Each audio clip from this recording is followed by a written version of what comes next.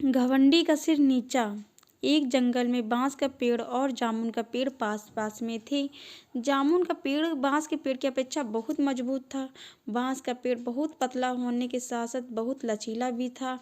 हवा का रुख जिस ओर होता बांस का पेड़ उसी दिशा में झुक जाता था।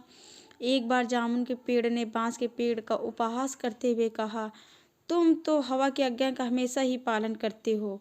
हवा की गति और दिशा के अनुसार ही हमेशा हिलते डुलते हो। मेरी तरह शान से सीधे क्यों नहीं खड़े होते? तुम भी हवा से कह दो, उसकी आज्ञा का पालन नहीं कर सकते। तुम अपनी शक्ति का परिचय हवा को दो। इस संसार में बलवानों का ही चारों ओर बोलबाला है।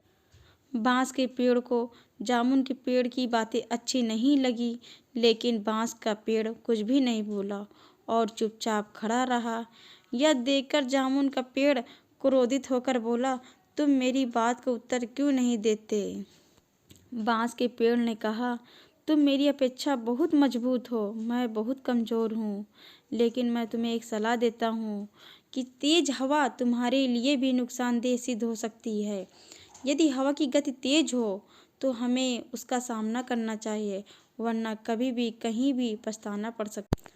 जामुन के पेड़ को अपनी शक्ति पर बहुत घमंड था।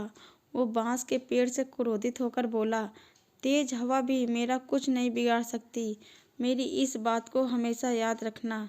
धीरे धीरे चलती हुई हवा ने बांस के पेड़ और जामुन के पेड़ के बीच होने वाली सभी बातों को सुन लिया। हवा तेज गति से जामुन के पेड़ से टकराकर आगे निकल गई। थोड़ी देर बाद हवा ने अपनी अंदर कुछ शक्ति और समेटी अपने को और भी शक्तिशाली बना लिया। अब हवा एक तूफान के रूप में परिवर्तित हो गई। उस तेज हवा के टकराने से बांस का पेड़ लगभग पूरा झुक गया। वही हवा अब जामुन के पेड़ से दोबारा जाकर टकरा गई, लेकिन जामुन के पेड़ पर उस तेज हवा का कोई भी असर नहीं हुआ। वह उसी प्रकार पूर्ववत खड़ा रहा। कुछ देर बाद तूफानी हवा ने जामुन के पेड़ की जड़ों पर जोर से प्रहार करके उन्हें कमजोर कर दिया।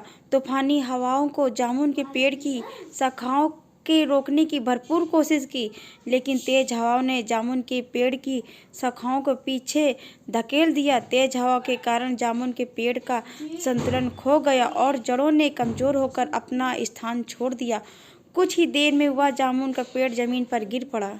जामुन के पेड़ को धराशायी देखकर बांस का पेड़ बहुत दुखी हुआ। बांस का पेड़ सोचने लगा, यदि जामुन के पेड़ ने मेरी बात मानकर हवा का सामना किया होता तो आज उसका अंत नहीं होता। यह जामुन का पेड़ तो घमंडी था, शायद इसे नहीं मालूम था कि घमंडी का सिर हमेशा नीचा होता है। शिक्षा, इस कहानी से हमें यह शिक्षा मिलती है कि घमंड ही मनुष्य का सबसे बड़ा शत्रु है। घमंडी व्यक्ति का सर्वनाश हो जाता है, इसलिए मनुष्य को घमंड कभी नहीं करना चाहिए। हेलो गाइस, अगर ये मेरी स्टोरी अच्छी लगी है तो लाइक, सब्सक्राइब एंड कमेंट करिए।